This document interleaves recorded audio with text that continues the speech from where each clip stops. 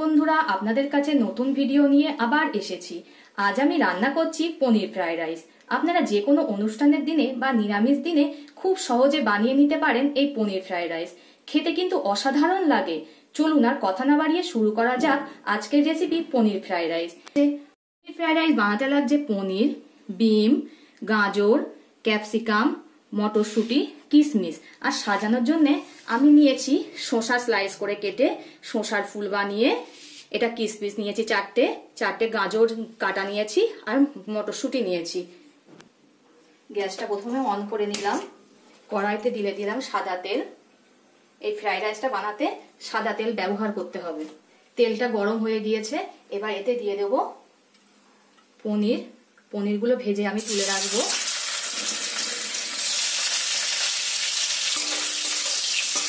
পনিরগুলো লাল লাল করে ভেজে নেব।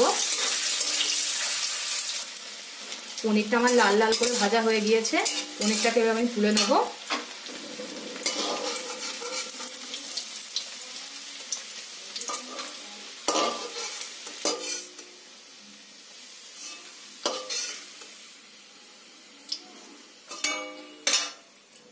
এবার তেলের মধ্যে দিয়ে দেবো একটা তেজপাতা,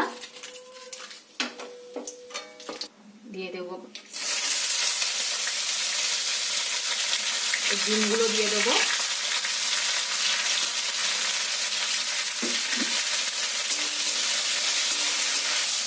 ডিমগুলো লাল লাল করে ভেজে নেব। ডিমগুলো ভাজা ভাজা হয়ে গিয়েছে, এবার এতে দিয়ে দেবো গাজর কুচুনো।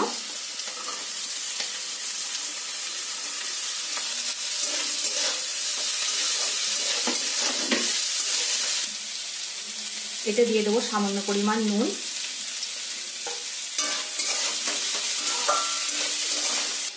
ভাজা ভাজা হয়ে গিয়েছে, এতে দেবো ক্যাপসিকাম, দিয়ে আবার একবার ভালো করে ভেজে নেব।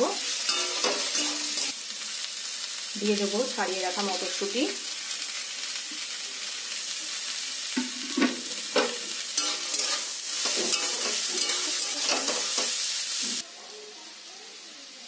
এতে দিয়ে দেবো নুন। আপনারা পরিমাণ মতো নুন দেবেন। দিয়ে আর একবারও নাড়িয়ে নেব।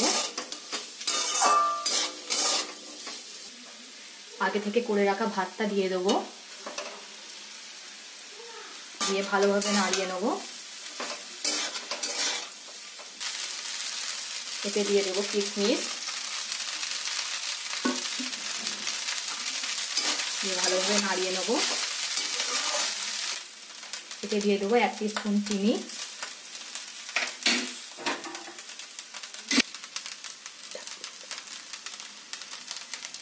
এতে দিয়ে দেবো ভেজে রাখা পনিরগুলো। এই পনিরগুলো আমি বাড়িতে বানিয়েছি, অন্য একটা ভিডিওতে দেখাবো এই পনিরগুলো কেমনভাবে বানাতে হয়। আমার প্রায় হয়ে এসছে। এতে দিয়ে দেবো 1 টিস্পুন ঘি।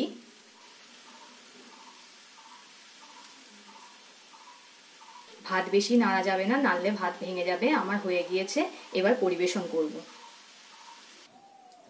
এইভাবে চটজলদি আপনারা বাড়িতেই বানিয়ে ফেলতে পারবেন পনির ফ্রাইড রাইস। আপনাদের যদি এই ভিডিওটা ভালো লাগে কমেন্ট করে জানাবেন, আপনাদের কমেন্টের অপেক্ষায় থাকবো। আর ভিডিওটা ভালো লাগলে লাইক ও শেয়ার করে দেবেন। আবার পরবর্তী ভিডিও নিয়ে আপনাদের সঙ্গে দেখা হচ্ছে।